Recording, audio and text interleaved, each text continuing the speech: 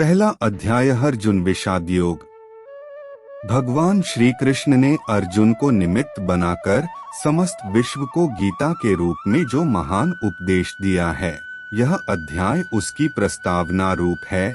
उसमें दोनों पक्ष के प्रमुख योद्धाओं के नाम गिनाने के बाद मुख्य रूप से अर्जुन को कुटुंबनाश की आशंका से उत्पन्न हुए मोहजनित विषाद का वर्णन है। धृतराष्ट्र बोले, हे संजय, धर्मभूमि कुरुक्षेत्र में एकत्रित युद्ध की इच्छा वाले मेरे पांडु के पुत्रों ने क्या किया। संजय बोले, उस समय राजा दुर्योधन ने व्यूहरचनायुक्त पांडवों की सेना को देखकर और द्रोणाचार्य के पास जाकर यह वचन कहा है, हे आचार्य, आपके बुद्धिमान शिष्य द्रुपद पुत्र धृष्टद्युम्न के द्वारा व्यूहाकार खड़ी की हुई पांडुपुत्रों की इस बड़ी भारी सेना को देखिए। इस सेना में बड़े बड़े धनुषों वाले तथा युद्ध में भीम और अर्जुन के समान शूरवीर सात्यकी और विराट तथा महारथी राजा द्रुपद, धृष्टकेतु और चेकितान तथा बलवान काशीराज, पुरुजित, कुंतीभोज और मनुष्यों में श्रेष्ठ शैब्य, पराक्रमी युधामन्यु तथा बलवान उत्तमौजा, सुभद्रा पुत्र अभिमन्यु और द्रौपदी के पांचों पुत्र, ये सभी महारथी हैं। हे ब्राह्मण श्रेष्ठ, अपने पक्ष में भी जो प्रधान हैं, उनको आप समझ लीजिए।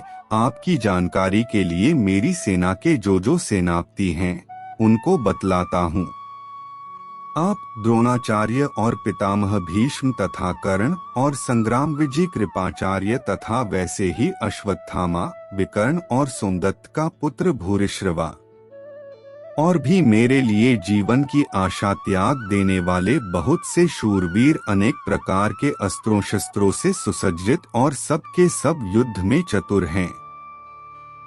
भीष्म पितामह द्वारा रक्षित हमारी वह सेना सब प्रकार से अजेय है और भीम द्वारा रक्षित इन लोगों की यह सेना जीतने में सुगम है।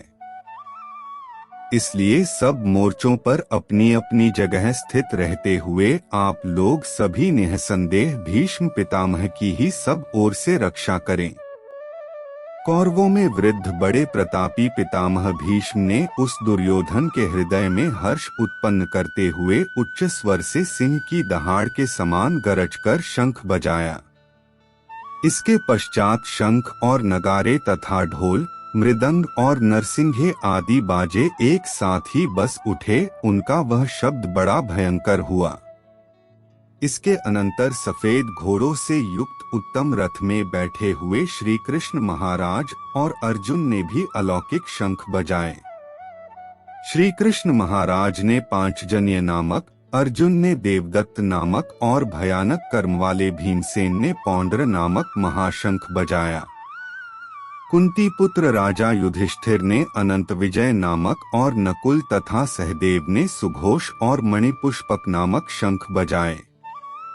श्रेष्ठ धनुष वाले काशीराज और महारथी शिखंडी और धृष्टद्युम्न तथा राजा विराट और अजय सात्यकी, राजा द्रुपद और द्रौपदी के पांचों पुत्र और बड़ी भुजा वाले सुभद्रा पुत्र अभिमन्यु, इन सभी ने, हे राजन, सब ओर से अलग अलग शंख बजाए और उस भयानक शब्द ने आकाश और पृथ्वी को भी गुंजाते हुए धार्तराष्ट्रों के अर्थात आपके पक्ष वालों के हृदय विदीर्ण कर दिए। हे राजन, इसके बाद कपिध्वज अर्जुन ने मोर्चा बांधकर डटे हुए धृतराष्ट्र संबंधियों को देखकर उस शस्त्र चलाने की तैयारी के समय धनुष उठाकर ऋषिकेश श्री कृष्ण महाराज से यह वचन कहा है, हे अच्युत, मेरे रथ को दोनों सेनाओं के बीच में खड़ा कीजिए और जब तक कि मैं युद्ध क्षेत्र में डटे हुए युद्ध के अभिलाषी इन विपक्षी योद्धाओं को भली प्रकार देख न लूं कि इस युद्धरूप व्यापार में मुझे किन किन के साथ युद्ध करना योग्य है, तब तक उसे खड़ा रखिए। दुर्बुद्धि दुर्योधन का युद्ध में हित चाहने वाले जो ये राजा लोग इस सेना में आए हैं, इन युद्ध करने वालों को मैं देखूंगा। संजय बोले, हे धृतराष्ट्र, अर्जुन द्वारा इस प्रकार कहे हुए महाराज श्री कृष्णचंद्र ने दोनों सेनाओं के बीच में भीष्म और द्रोणाचार्य के सामने तथा संपूर्ण राजाओं के सामने उत्तम रथ को खड़ा करके इस प्रकार कहा कि हे पार्थ, युद्ध के लिए जुटे हुए इन कौरवों को देख।